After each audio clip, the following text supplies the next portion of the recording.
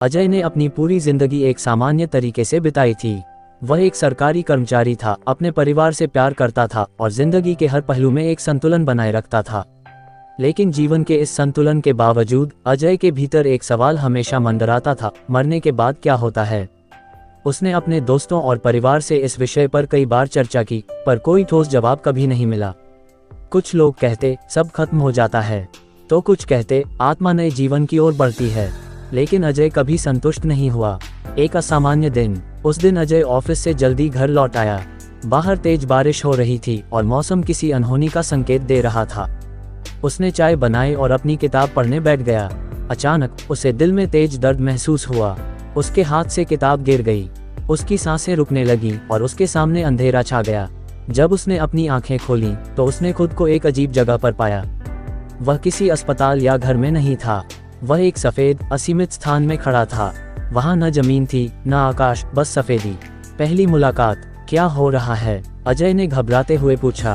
तभी एक धीमी मगर प्रभावशाली आवाज सुनाई दी, तुम मर चुके हो अजय। अजय ने पलट कर देखा और एक ऊंचे कद वाला चमचमाते कपड़ों में व्यक्ति खड़ा था। उसकी आंखें गहरी और शांत थीं। तुम कौन हो? अजय ने हिचकिचाते हुए पूछा। मुझे कई नामों से पुकारा जाता है। कुछ मुझे यमराज कहते हैं, कुछ फरिश्ता, लेकिन असलियत में मैं सिर्फ एक मार्गदर्शक हूँ। मैं तुम्हें तुम्हारी अगली यात्रा पर ले जाने के लिए आया हूँ। जीवन का लेखा जोखा। अजय को एक बड़ा दर्पण दिखाया गया। इस दर्पण में उसका पूरा जीवन चलचित्र की तरह चलने लगा। उसने देखा कि कैसे उसने दूसरों की मदद की थी और कैसे उसने कुछ गलतियां भी की थीं। क्या ये तुम्हारा पूरा जीवन था?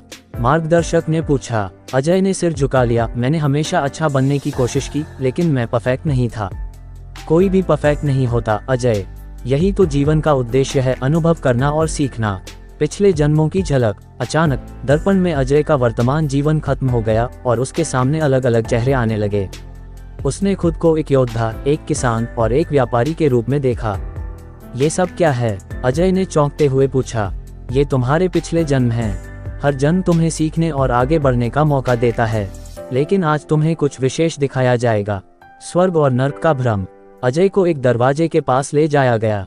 दरवाजा खोलते ही उसने एक खूबसूरत बगीचा देखा। वहां हर तरफ फूल, पक्षी और खुशबू फैली हुई थी।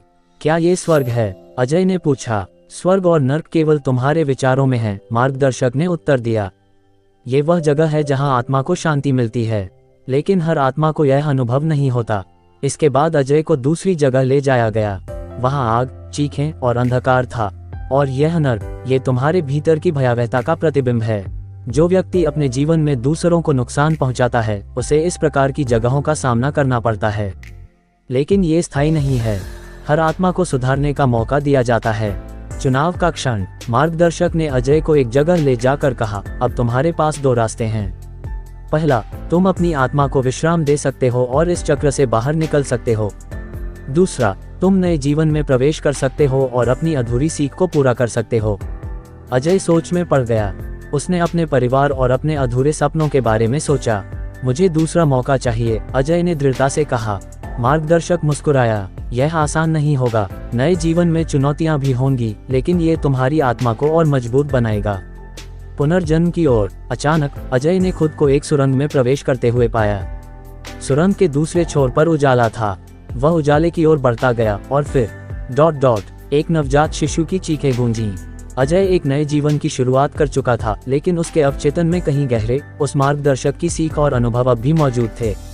अंतिम संदेश। इस कहानी का अंत नहीं है, क्योंकि आत्मा का सफर हमेशा जारी रहता है। मरने के बाद क्या होता है, यह हर आत्मा के अनुभव और उसकी यात्रा पर निर्भर करता है। लेकिन एक बात निश्चित है, जीवन और मृत्यु दोनों एक ही सिक्के के दो पहलू हैं।